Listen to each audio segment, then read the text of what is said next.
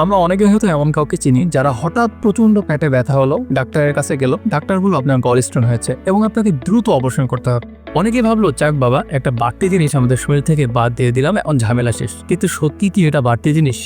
না, আপনি ভয়ানক কোনো বিপদের দিকে পা বাড়ালেন কেবল। আমার পরিচিত এমন অনেক পেশেন্ট যারা অপারেশন করেছে কিন্তু পরবর্তীতে শুরু হয়েছে তাদের নতুন সমস্যা, ঘন ঘন টয়লেটে যাওয়া, হজমের সমস্যা হওয়া, সব সময় একটা অস্থির ভাব অনুভব হওয়া। এইসব পেশেন্টরা ভাবতেই পারেন না যে ছোট একটি অঙ্গ শরীর থেকে বাদ দিয়ে দেওয়ার ফলে তার জীবনে এমন বড় একটা বিপদ চলে আসে। আসসালামু আলাইকুম, আমি ডাক্তার বিলাল আহমেদ। এই ভিডিওটিতে আমি এমন 6টি ভুল ধারণার কথা বলবো যেগুলো ডাক্তার এবং সার্জনরা আপনাকে বলবে না। আর জানাবো কেন গলব্লাডার আমাদের শরীরের জন্য এতটা ইম্পর্টেন্ট এবং কিভাবে এটা অপারেশন ছাড়াই আপনি ঘরে বসে ভালো করতে পারবেন। আপনি কি জানেন প্রতিদিন শুধুমাত্র আমেরিকাতে 3000 মানুষ গলব্লাডার অপারেশন করে, অথচ আমরা এই ছোট একটা অঙ্গটির আসল কাজ সম্পর্কে কিছুই জানি না। অনেকে মনে করে যে গলব্লাডার শুধু পিত্ত রস জমা রাখে এটাই, কিন্তু এটার আরো বিভিন্ন কাজ আছে। এই কাজগুলো সম্পর্কে যদি আপনি জানেন তাহলে আপনি কোনোদিন আর অপারেশন করবেন না। এক নম্বর যে কাজটি সেটা হচ্ছে পিত্ত রসকে ঘন করে। লিভার থেকে পিত্ত রস গলব্লাডারের প্রথমে আসে, এখানে অনেক বেশি ঘন হয় সেই রসটি, যাতে খাবার হজমের কাজটা খুব ভালোভাবে হতে পারে। দ্বিতীয় নম্বর যে কাজটি সেটা হচ্ছে চর্বি হজম করতে সাহায্য করে। আমরা যখন চর্বিযুক্ত খাবার খাই, গলব্লাডার সংকুচিত হয়ে পিত্তরস বের করে দেয়। এই পিত্তরস আমাদের খাবার থেকে জরুরি চর্বি এবং ভিটামিন এ ডি ই কে শোষণ করতে সাহায্য করে। তৃতীয় নম্বর কাজ, কোলেস্টেরল নিয়ন্ত্রণ করতে সাহায্য করে। এটি শরীরের অতিরিক্ত যে কোলেস্টেরল গুলো আছে এগুলো বের করতে সাহায্য করে। তারপরের কাজটি হলো রোগ প্রতিরোধ ক্ষমতা বাড়ায়। ঘন পিত্তরস কিছু ক্ষতিকর ব্যাকটেরিয়া এবং ভাইরাসকে মেরে ফেলতে সাহায্য করে, এর ফলে আপনার রোগ প্রতিরোধ ক্ষমতা বেড়ে যায়। এবং অন্যান্য আরো কাজ আছে। এটি ক্ষুধা, রক্তে শর্করা, এমনকি থাইরয়েড হরমোনকেও প্রভাবিত করে। আর সবচেয়ে জরুরি হলো শরীর থেকে টক্সিক এবং বিষাক্ত যে পদার্থগুলো আছে এগুলো বের করতে সাহায্য করে। এবার আসি সেই 6টি ভুল ধারণা নিয়ে। প্রথম ভুল ধারণাটি হচ্ছে অপারেশন ছাড়া কোনো উপায় নেই, কিন্তু সত্যি হলো এটা সম্পূর্ণ পরিমাণে ভুল। অনেক ক্ষেত্রে পিত্তপাথর অপারেশন ছাড়াই ঠিক করা যায়। যেমন মুখে বিশেষ ধরনের লবণ, যেটাকে বাইল সল্ট বলা হয়, সেটা খেলে অনেক সময় পিত্তপাথর বের হয়ে যায়। গবেষণায় দেখা গেছে এতে প্রায় 80% মানুষ 6 থেকে 12 মাসের মধ্যে খুব দ্রুত সুস্থ হয়ে যায়। এছাড়াও সাউন্ড ওয়েভের মাধ্যমে পিত্তপাথর ভাঙা যায় এবং সরাসরি পিত্তপাথর বের করার পদ্ধতিও আছে। এছাড়াও হোমিওপ্যাথিতে দারুণ মেডিসিন আছে। আমি আমার ক্লিনিক্যাল এক্সপিরিয়েন্সে এরকম অসংখ্য রোগীর পিত্তপাথর বের করেছি এবং পরিপূর্ণ তারা এখন সুস্থ। ডাক্তারের বলেছিল অপারেশন করতে, তারা ভয়তে আর অপারেশন করেনি। আমাদের কাছে আসার পরে আমরা যখন মেডিসিন দিয়েছি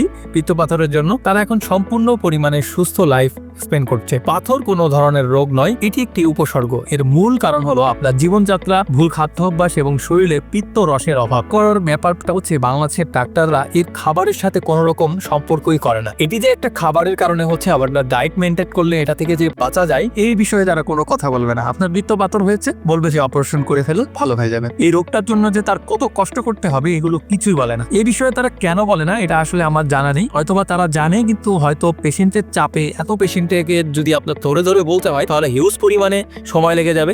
এখনকার ডাক্তারদের তো কয়েক হাজার আপনার সিরিয়াল থাকেন, সেই সিরিয়াল মেনটেন করতে হলে তো আপনার বলা তো অসম্ভব। অনেকে বলে যে খাবার মেনটেন করে কোলেস্টেরল কখনো ঠেলে যাবে না, এটা কিন্তু একটা হাস্যকর ব্যাপার। এই গল ব্লাডারের যে আসল উৎস সেটা হচ্ছে ইনসুলিন লেভেল, অতিরিক্ত কার্বোহাইড্রেট, চিনি এবং ঘন ঘন যে খাওয়ার যে অভ্যাসটা আছে, এগুলো যাদের মধ্যে আছে তাদের কিন্তু কোলেস্টেরল হওয়ার সম্ভাবনা বেশি। 4 নম্বর মিথ্যা কথা, 4 নম্বর ভুল ধারণা, অপারেশনে কোনো জটিলতা নেই। এটি ভয়ঙ্কর একটি মিথ্যা কথা। গবেষণায় দেখা গেছে প্রায় 40% মানুষ অপারেশনের পর বিভিন্ন সমস্যা দেখা গেছে, যেমন ঘন ঘন ডায়রিয়া, হজমের সমস্যা, উদ্বিগ্ন, ওজন বৃদ্ধি পাওয়া, এমনকি কোলন, লিভার, প্যানক্রিয়াসের ক্যান্সার পর্যন্ত দেখা গেছে। 5 নম্বর যে ভুল ধারণা, অনেকে বলে যে অপারেশনের পর কোনো রকম সমস্যা হবে না, আপনি সম্পূর্ণ স্বাভাবিক থাকতে পারবেন। এটি সম্পূর্ণ ভুল ধারণা। এই সিনড্রোমটি উইকিপিডিয়াতেও আছে, এ সম্পর্কে তথ্য আছে। গলব্লাডার স্টোন ফেলার পর তারা আজীবন অসুস্থ থাকছে। 6 নম্বর এবং সবচেয়ে লাস্ট যে ভুল ধারণা সেটা হচ্ছে, যারা অনেক ডাক্তার বলে আপনি অনেকদিন ধরে জন্ম নিয়ন্ত্রণ ওষুধ খেয়েছেন, আপনার এখন গলস্টোন হয়েছে, এই গলস্টোন আর অপারেশন না করলে যাবে না। এই সম্ভাবনা সম্পূর্ণ ভুল।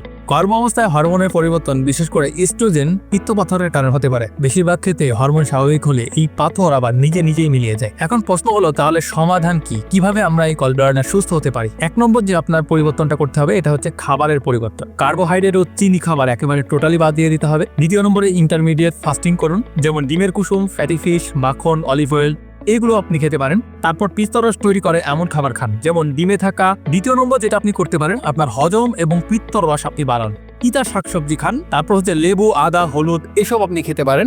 পিত্তরস বাড়াতে এগুলো কিন্তু অত্যন্ত সাহায্য করে। 3 নম্বর যে অ্যাপ্লাইটা আপনি করতে পারেন সেটা হচ্ছে স্ট্রেস কমান। অতিরিক্ত মানসিক চাপ পিত্ত তৈরি কিন্তু পিত্তপাথর তৈরি কিন্তু একটি প্রধান লক্ষণ। অ্যান্টিবায়োটিক ব্যবহার করা থেকে আপনি দূরে থাকুন। যদি একান্ত প্রয়োজন না হয় তাহলে অ্যান্টিবায়োটিক যে মেডিসিনগুলো আছে এগুলো কিন্তু আপনাকে খাওয়া থেকে বিরত থাকতে হবে। গলব্লাডার আমাদের শরীরের জন্য একটি গুরুত্বপূর্ণ অঙ্গ। এটিকে অকারণে ফেলে দিয়ে আপনি আজীবন কিন্তু একটা অসুস্থতার মধ্যে চলে যাবেন। যদি আপনাকে গলব্লাডার অপারেশনের পরামর্শ দেওয়া হয় তাহলে অবশ্যই দ্বিতীয়বার আরেকবার চিন্তা ভাবনা করে সেটাকে অপারেশন করবে।